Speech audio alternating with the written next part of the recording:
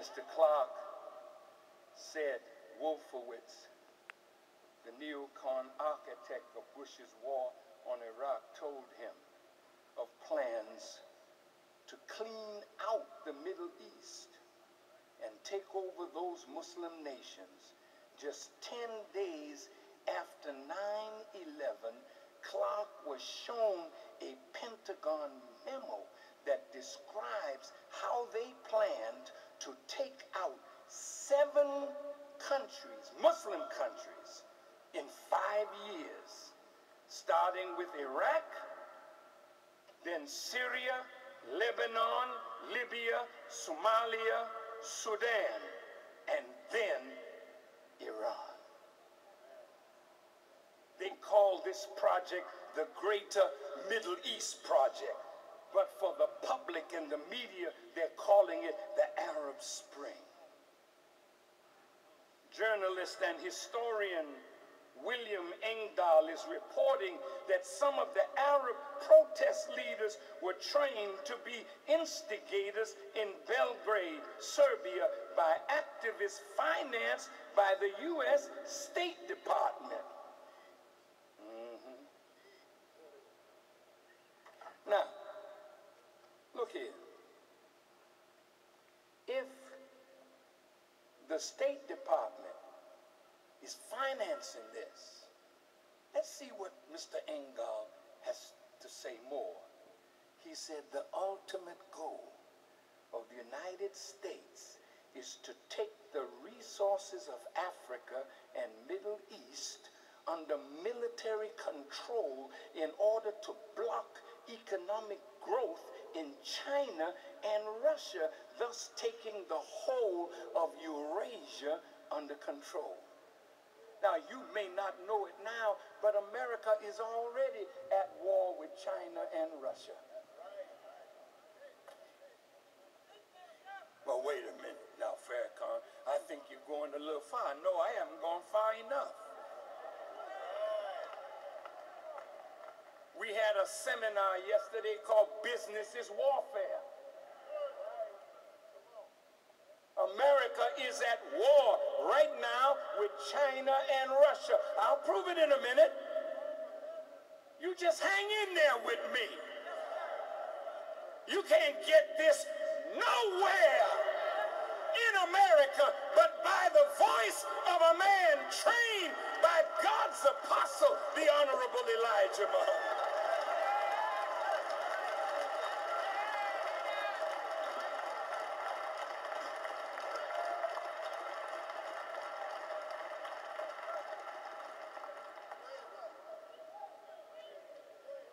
Engdahl goes on to say, the Pentagon's Africa Command, called AFRICOM, is coordinating the whole operation. Now, Engdahl said, he's a historian, a scholar, but either he's lying or he's telling the truth. He says, interestingly, AFRICOM was created just after 2006, China's Africa diplomacy, when 40 heads of African nations were invited to Beijing, China, and enormous deals were signed on oil exploration, building hospitals and infrastructure, anything the IMF did not do in Africa over the last 30 years. China and Russia has been in Africa working with African governments. Now think about this. In China, in Libya, when the fighting started, nearly 100,000 Chinese had to leave Libya. They weren't in Libya sightseeing. They were working throughout Libya, building infrastructure for development. And when NATO started bombing, Gaddafi said, no more oil to Europe, but Russia and China, they had to kill him. It's warfare. And anybody that gets in the way has to be dealt with. Today, I'm putting myself in your way. I want you to come and deal with me so that my God can show you that I'm not standing by myself.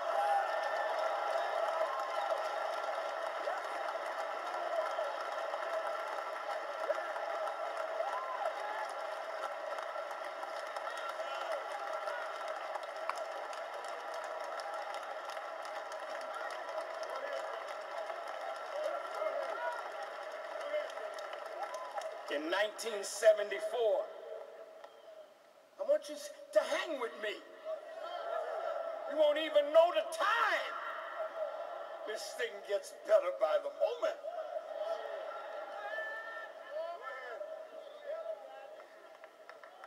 Listen, in 1974, Henry Kissinger, who was then Secretary of State under President Nixon, signed National Security Study Memorandum 200, titled, quote, Implications of Worldwide Population Growth for U.S. Security and Overseas Interests.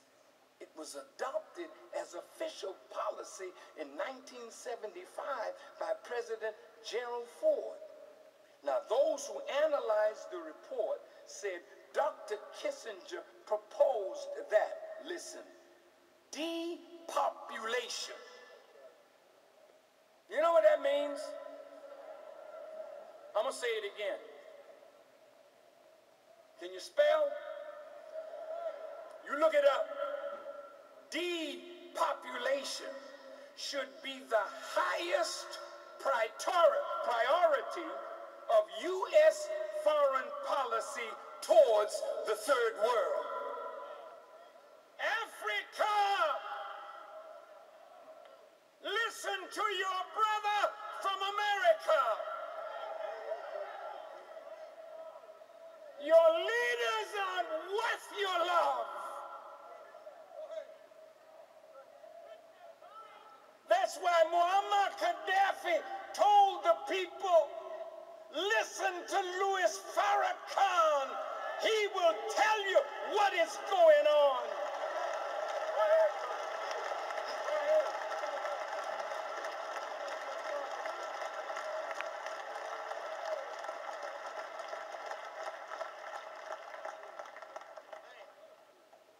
I'm going to say that again. Depopulation should be the highest priority of U.S. foreign policy towards the third world.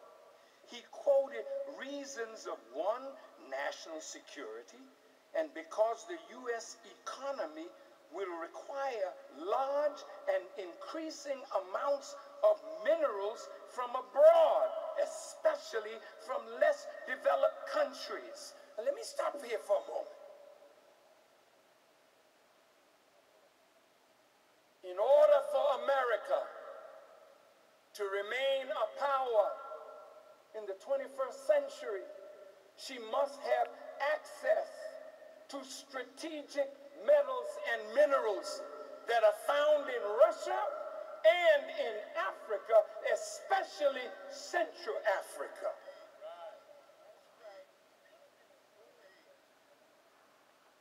So if there are minerals there that America needs, you Americans, I want you to listen to me.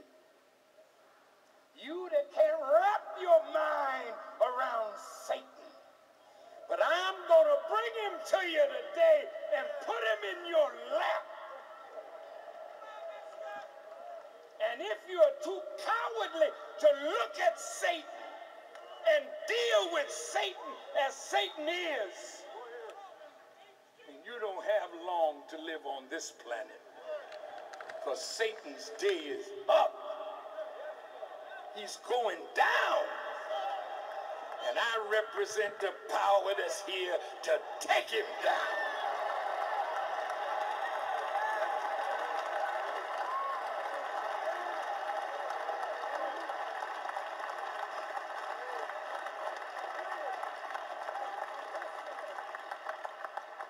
Now listen to what Kissinger is saying. Wherever a lessening of population can increase the prospect for such stability, population policy becomes relevant to resources, supplies, and to the economic interests of the United States. Now we're going into Satan's lair.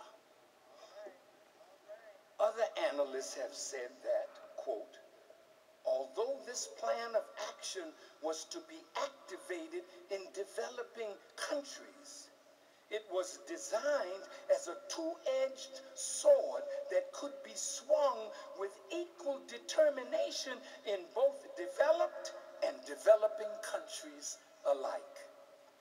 Oh man, I wish that you all had time.